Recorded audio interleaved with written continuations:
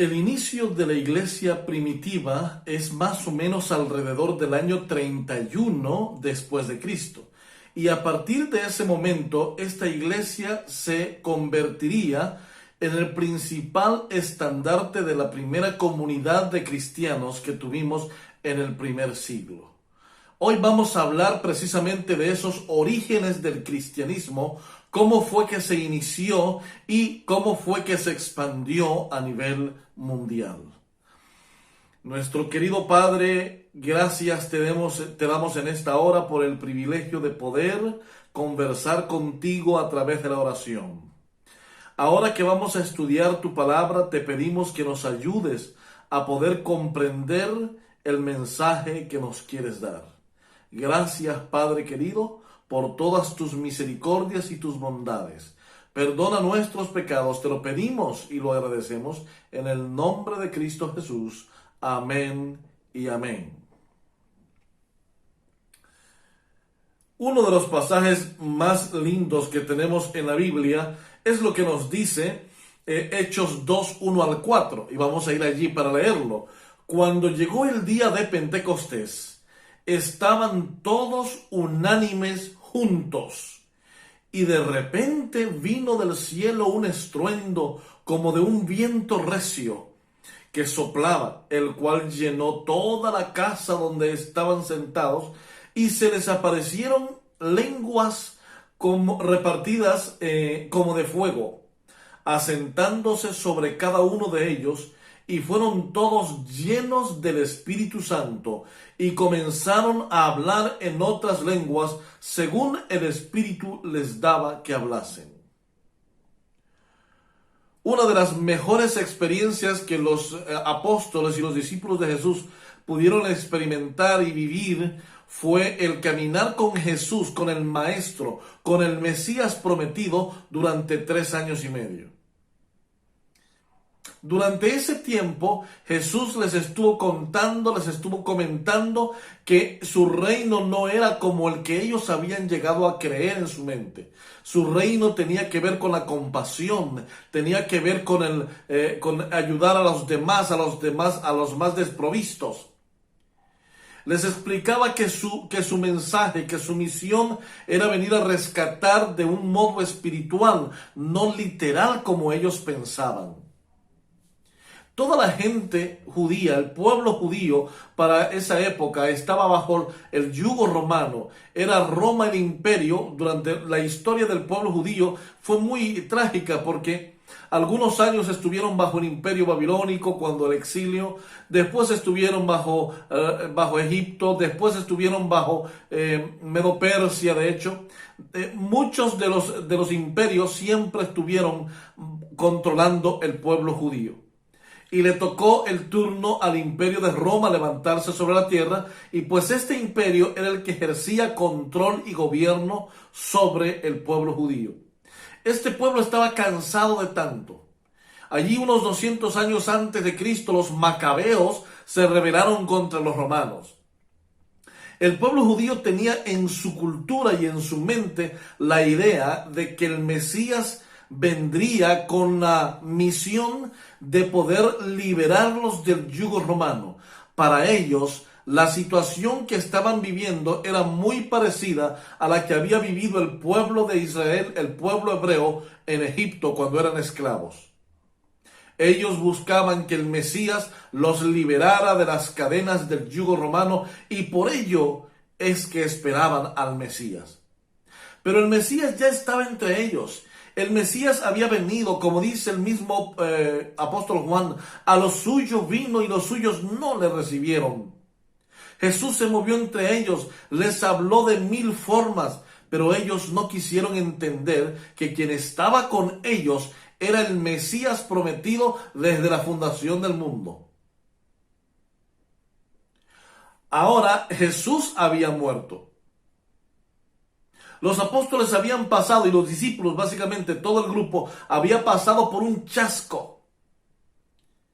Ellos creían que literalmente Jesús los libertaría y habían olvidado las palabras que Jesús les dijo que al tercer día resucitarían, chasqueados porque su líder, su maestro, su rabino no era el que debía librarlos de la opresión romana. Jesús les hizo varias apariciones y esta vez se les apareció y estuvo varias veces con ellos hasta que de pronto en el Monte de los Olivos, en el capítulo 1 de Hechos de los Apóstoles, vemos que Jesús asciende al cielo y les dice que deben regresar a Jerusalén porque les enviará lo que Jesús les había prometido. En San Juan 14:16, Jesús les dice que voy al Padre y voy a rogar al Padre para que os envíe a otro consolador, el que estará con ustedes hasta el fin del mundo. Más adelante les dice, en el versículo 26 les dice, pero el Consolador, el Espíritu Santo, a quien el Padre enviará en mi nombre, os hará recordar todas las cosas. A ese punto en el que Jesús había ascendido al cielo y los apóstoles habían regresado a Jerusalén, era un grupo ya de unos 120. Se fueron al aposento alto. No sabemos exactamente qué cosa era el aposento alto. Probablemente era el segundo nivel, la segunda planta de alguna de las casas de los discípulos que estaban por ahí.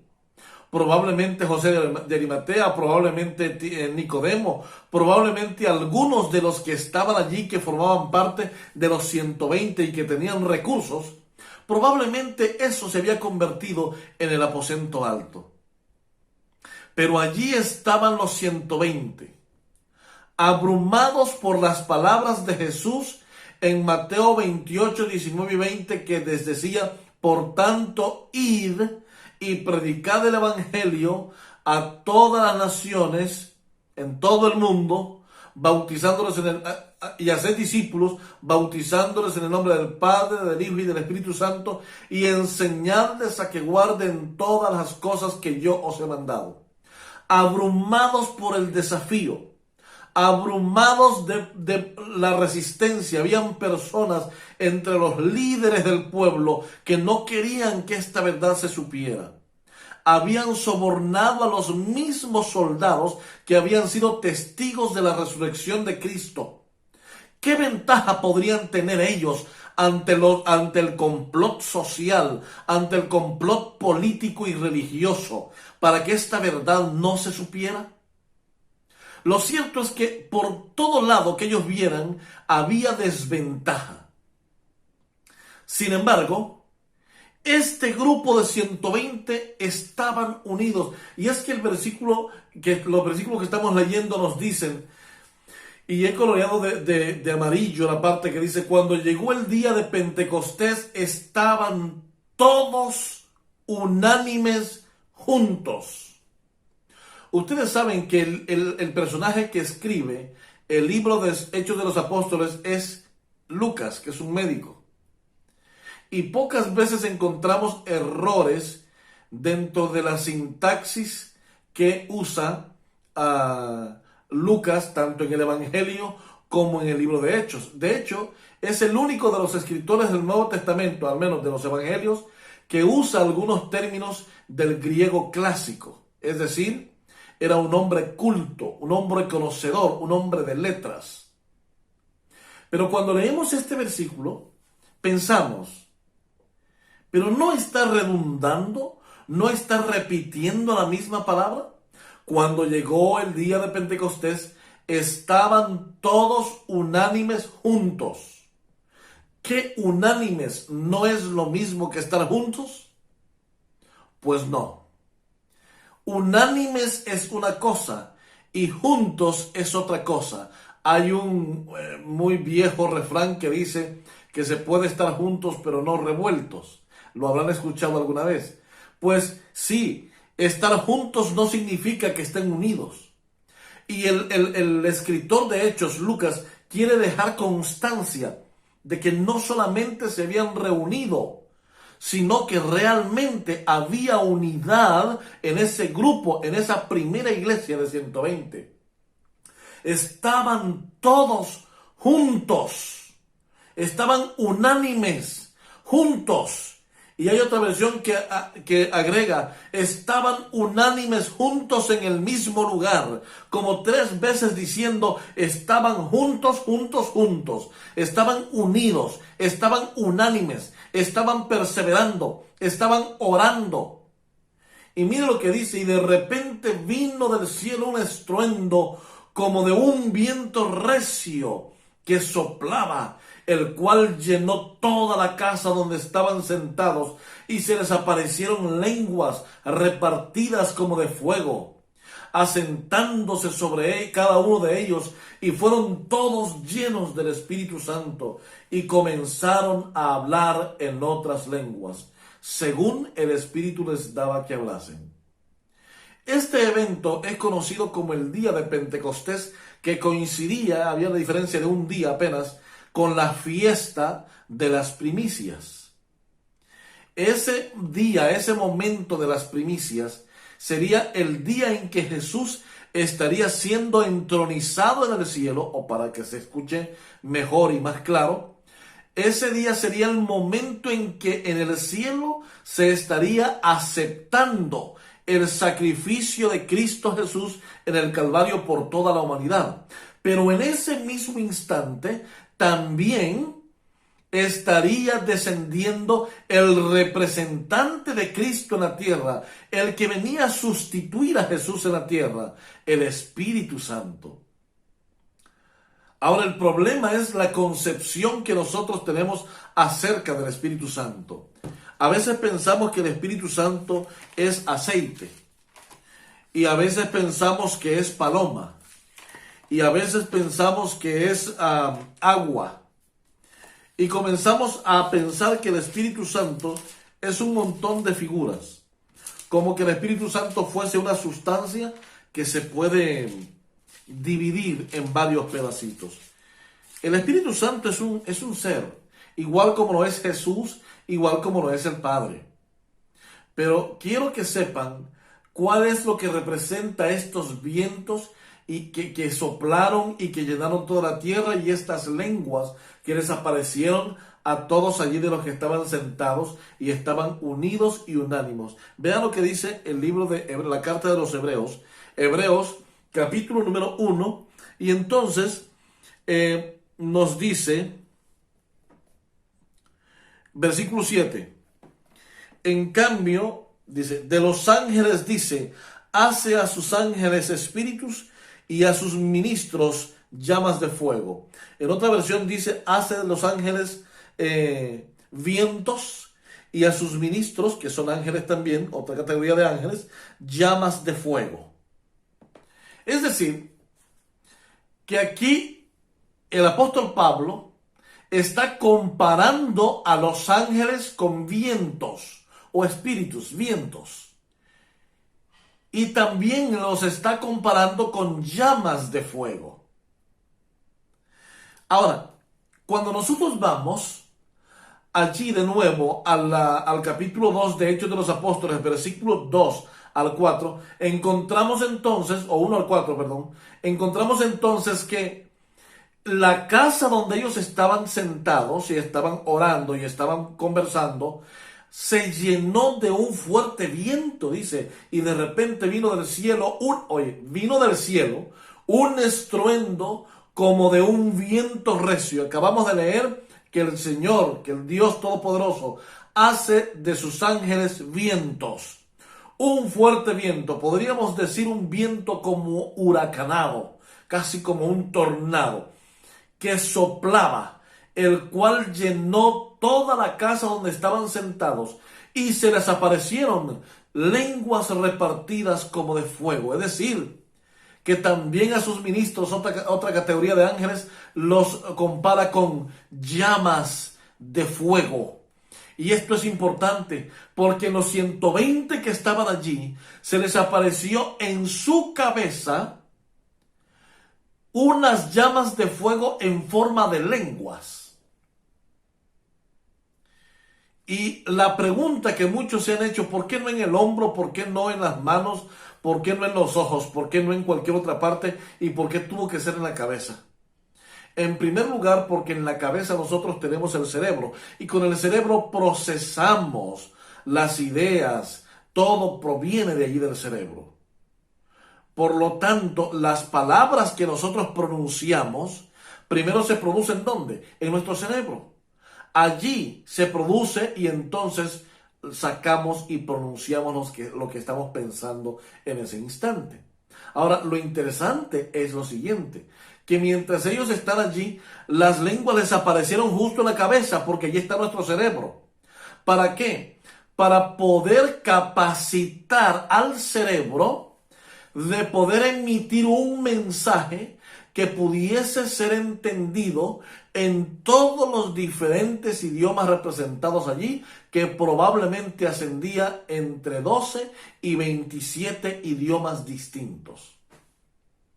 Esto se parece a lo que sucedió allá en la Torre de Babel, donde el Señor descendió del cielo y ¿qué fue lo que hizo? Lo que hizo fue retirar esa capacidad de hablar un idioma universal que hasta ese momento había sucedido. Y dice la palabra, y descendió del cielo, y descendió Dios en ese momento, y confundió la mente. Claro, descendió a través de los ángeles. Es lo que nos dice aquí, que desciende el Señor, el Espíritu Santo, por medio del ministerio de los ángeles, aparece en la cabeza de los 120, en forma de llamas de fuego, los ángeles, para capacitarlos para una obra específica, y era la de predicar el Evangelio. La fiesta del Pentecostés, la fiesta de las primicias, era algo completamente grande. Llegaban de todas partes del mundo para poder celebrar, para poder intercambiar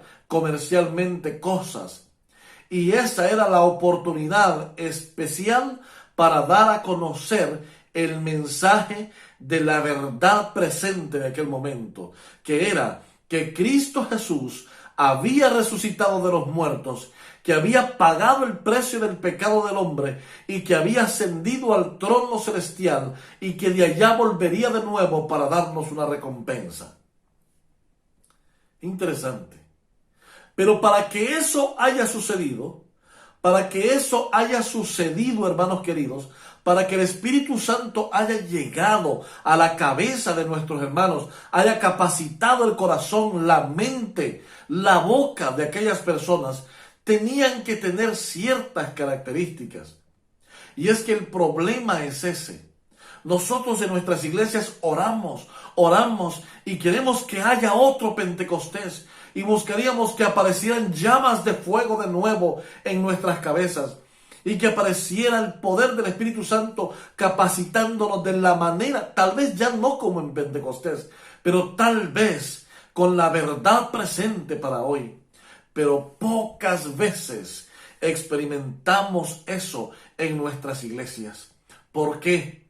Porque en aquel momento la iglesia primitiva, la primera iglesia que Cristo funda, tenía ciertas características que mientras nuestras iglesias no tengan esas características, el Espíritu Santo en la lluvia tardía no podrá descender, o por lo menos no la podremos recibir, esa lluvia tardía, para capacitarnos para la última fase de la historia de la humanidad. A ver, ¿cuáles eran las características que tenía esa iglesia primitiva en aquel momento? La primera, estar reunidos no es sinónimo de unidad. No, cuando logremos entender que estar reunidos no es sinónimo de unidad, aprenderemos a estar unidos. No hace mucho tiempo llegué a una iglesia y entré y me senté.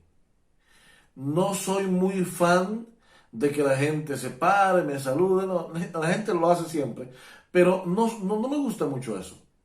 Llegué y me senté así como de incógnito y después terminó, me levanté y me salí. Pero nadie se dio cuenta que llegué y entré a la iglesia y me senté. y nadie se dio cuenta que me levanté y me salí. ¿Por qué razón? Porque a veces la iglesia está tan despistada, está tan descuidada, está concentrada en otras cosas, que nos olvidamos de quienes llegan y las razones por las que llegan. Estar en un mismo lugar no es sinónimo de estar unidos. Oh, venimos de la iglesia, qué bonito estuvo la reunión. Pero eso no es estar unidos. Unidad es otra cosa. Unidad es poder comprender las necesidades de nuestra comunidad.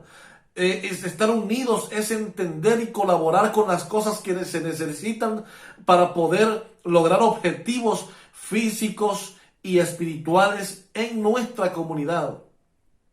No solamente en la iglesia, en nuestra comunidad. Estar unidos es poder llorar con aquellos que tienen problemas, orar por aquellos que tienen situaciones difíciles, visitar a los enfermos, hacer sentir que la gente entienda que yo estoy realmente preocupado por lo que le está sucediendo.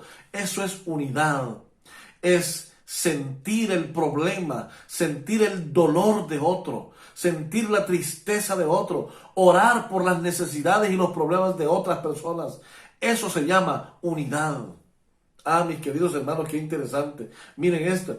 Todas las cosas eran en común. En la iglesia primitiva, las cosas eran en común. Nadie se peleaba por nada. Nadie estaba diciendo que era mejor que otro. Lo que había en aquel lugar lo compartían con todos. La ropa, la comida, todo seguramente lo compartían. Ah, mira, este no me queda a mí, pero te queda a ti. Ah, mira que la cebolla no me gusta, pero a ti sí te gusta. Ah, mira que la zanahoria a mí no me gusta, pues a ti te gusta. Habían cosas en común. Ah, mira, ¿quieres un poquito más de arroz? ¿Quieres un poquito más de ensalada? ¿Quieres un poco más? ¿Qué te hace falta en casa? Lo puedo conseguir yo. Ah, mira que tú tienes frijoles, yo tengo maíz, intercambiemos. Había unidad en la iglesia. Las cosas eran en común en la iglesia. Esa característica era necesario. Pero es necesario para que el Espíritu Santo venga. Pero ahora, ¿qué es lo que sucede? Si tú eres importante, debes saber que a la salida de la iglesia, más de alguno de los líderes de la iglesia te van a invitar a almorzar. Claro que sí. Pero si tú no eres alguien importante, no eres un destacado conocedor de la Biblia, no eres una persona que tenga recursos, no eres una persona que va vestida con un saco y un traje que valga 500 euros. Es decir, si tú no te presentas de una manera ejecutiva, lo más seguro es que nadie te va a invitar a almorzar ese día. ¿Sabes por qué? Porque en la iglesia estamos acostumbrados a dejarnos impresionar por las cosas superficiales. ¿Y sabes qué? Eso nos dice que tampoco estamos listos para recibir el Espíritu Santo. Mira otra. El Espíritu Santo solo vino, oye esto, solo vino cuando la iglesia entendió que estar reunidos debía ser un resultado de la unidad de la iglesia. Solo vino cuando había genuina unidad en la iglesia. Solo vino cuando había oración en la iglesia. Solo vino cuando había comunión en la iglesia. Solo vino cuando la iglesia realmente entendió, se humilló y se consagró al Señor para recibir al Espíritu Santo, quien nos capacitaría para la obra especial. ¿Y cuál es el resultado? Si ustedes siguen leyendo en el capítulo número 3, encontramos uno de los más grandes sermones que Pedro predicó en aquel lugar. Y saben que el resultado fue 3,000 personas, eran solamente 120. Pero después del sermón de aquel momento, ahora eran 3.120 y tal vez un poco más de hermanos en la primera iglesia, en la iglesia primitiva. 3.120 hermanos, qué hermosa iglesia aquella. Pero no solamente eso, mis queridos hermanos, sino que más adelante, si seguimos leyendo un poquito más adelante, en el capítulo número un poquito más adelante, en el capítulo número 5, por allí tenemos que habían, a ver si lo encuentro por aquí, así, fíjense, había 3.000 personas en la primera intervención de Pedro, 3.000 que entregaron su vida a Cristo Jesús, 3.000. Y en la segunda intervención de Pedro y Juan, más adelantito en el capítulo 4, encontramos que habían 5.000 convertidos al Evangelio de Cristo Jesús. Es decir, que lo que tenemos ahora aquí es que había una cantidad hermosa de iglesia primitiva. Pero esto solamente fue porque la iglesia estaba unida. La iglesia estaba en perseverancia, estaba consagrada, estaba en oración. Por eso fue que sucedió aquello. Sin embargo, cuando la iglesia comienza a crecer, oigan esto, cuando la iglesia comienza a consagrarse, cuando la iglesia comienza a tener semanas de oración, cuando la iglesia comienza a orar, a estudiar la Biblia, a ayunar, a orar y a expandir el Evangelio por otras regiones, entonces comienzan también los problemas. Sí, Señor. El primero de los problemas es que Pedro y Juan fueron arrestados. El Sanedrín estaba... ¿Cómo es eso? Pero si les pagamos a aquellos soldados para que no dijeran nada acerca de Jesús. Pero ahora todo el mundo lo sabe. Y ese Pedro y ese Juan andan haciendo milagros. Y el problema es que no hay manera de negar que es un milagro. Pues los vamos a agarrar y primero los vamos a amenazar. Y después de que lo amenazaron y no había forma, entonces los arrestaron. Y después de que los arrestaron, ellos seguían predicando. Mis queridos hermanos, mira, a veces pensamos que antes de ser cristianos, cuando yo sea cristiano, los problemas van a desaparecer de mi vida. Cuando yo sea cristiano, uy, qué felicidad. Cero estrés, cero preocupaciones, ya no voy a pecar, me va a abundar el dinero, voy a tener dinero, mucho dinero. Oh, y seguramente voy a tener ascensos importantes en el trabajo. Pero es que has captado mal el mensaje. Es que Jesús nunca te prometió eso. Jesús nunca nos ha prometido que la vida después de entregarnos a Jesús, después de ser cristiano, va a ser bonita o que va a ser linda. ¡Qué felicidad! No, aprendemos a ser felices porque tenemos a Cristo en nuestra vida. Pero los problemas se multiplican, pero las dificultades se multiplican, pero las amenazas se multiplican. Las personas te ven mal. Los amigos dejan de ser tus amigos. Eso es lo que pasa en realidad. Y esto fue lo que pasó con la primera iglesia. La primera iglesia comenzó bien, pero cuando tan pronto estaban despegando, comenzaron los problemas. Miren, tan solo habían predicado dos sermones Pedro. Y esos 2 sermones que había tenido como resultados 8.000 miembros en la iglesia, eso ya era digno de problemas. El diablo dijo, no, con esta estrategia esta gente acaba rápido de predicar en el mundo. Así que voy a comenzar a ponerles problemas. Y les puso problemas. Les puso dificultades. Les puso problemas serios. Primero los problemas desde afuera. El Sanedrín arrestándolos, amenazándolos. Pero no pasó mucho tiempo para que comenzaran a tener problemas dentro de la iglesia también. ¿Saben por qué? Ustedes no sé si recuerdan la historia de Ananías y Zafira. ¿Recuerdan ustedes esa historia tremenda? Una, una tragedia. ¿Saben por qué? Por ser desleal a Dios. Los problemas comenzaron a nacer en la iglesia. La deslealtad comenzó a nacer en la iglesia. La duda, la falta de confianza, el creer que las cosas iban a ser mejor. Esos problemas llevaron a que algunos apostataran de la fe, se salieran de la iglesia, junto a las amenazas, junto a las persecuciones. Eso hacía que las personas se sintieran mal y algunos abandonaran la primera iglesia.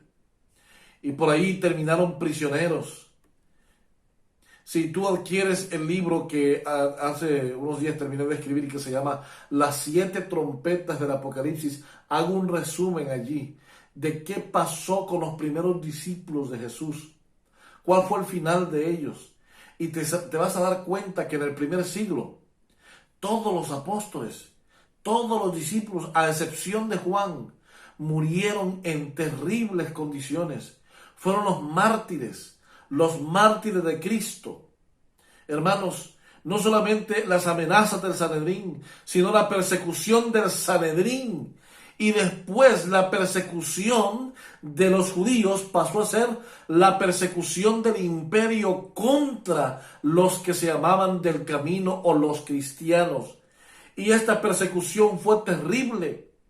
Pedro, Lucas, Bernabé, Matías, Mateo, Jacobo, todos ellos tuvieron muertes espantosas, terribles, martirizados.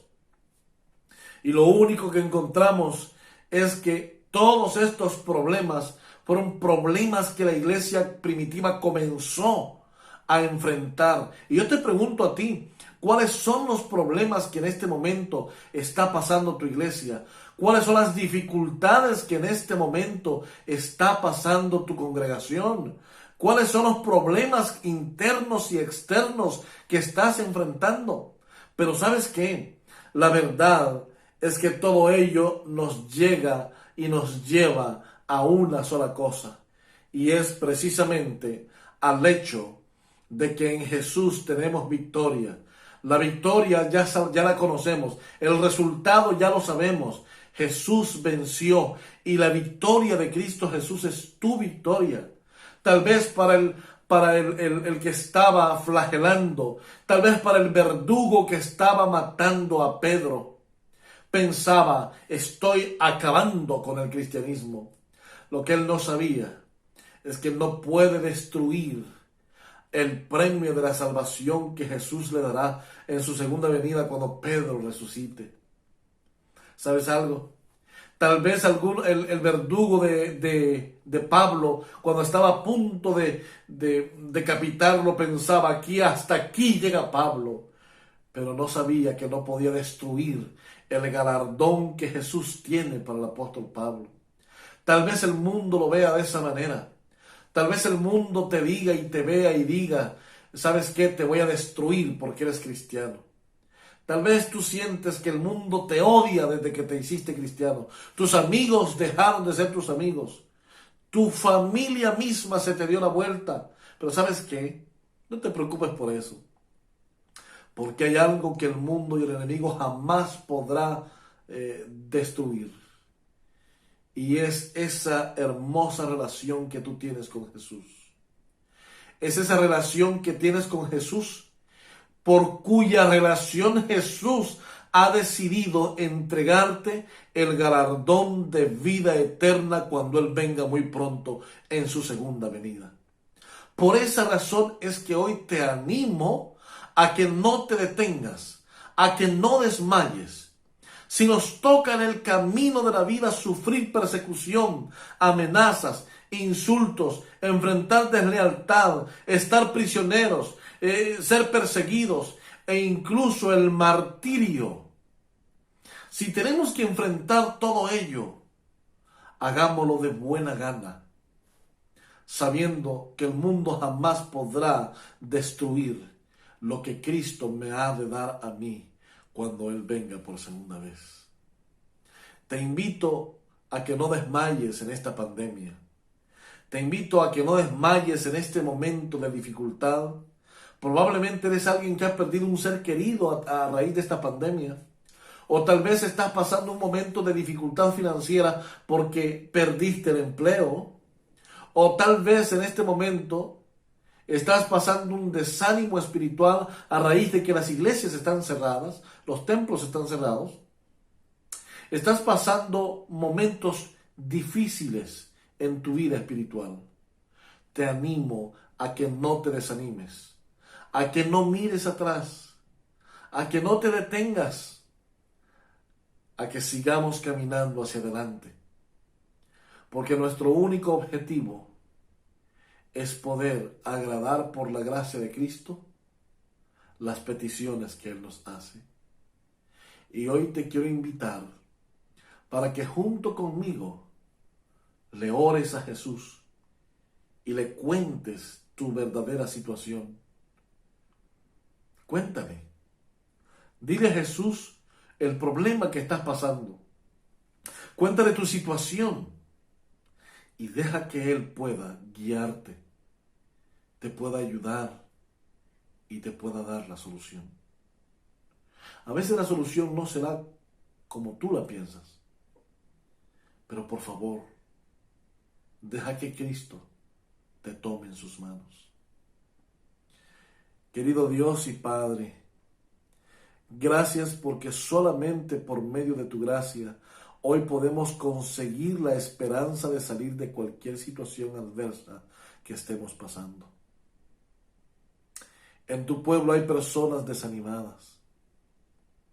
En tu pueblo hay personas con problemas financieros, económicos, matrimoniales, de enfermedad por esta pandemia. Pero hoy te queremos pedir en el nombre de Cristo Jesús que intervengas en el corazón de cada familia, en el corazón de cada hermano y hermana, para que puedas tocar su vida y por medio del Espíritu Santo tú puedas reanimar, tú puedas iniciar nuevamente esa relación de redención con cada uno de nuestros hermanos y hermanas, Padre. Te pedimos, por favor, que nos ayudes a salir victoriosos de este problema que estamos viviendo en el mundo. Por favor, querido Dios, quédate con nosotros, perdona nuestros pecados y danos tu bendición. En el nombre de Cristo Jesús lo pedimos. Amén y amén.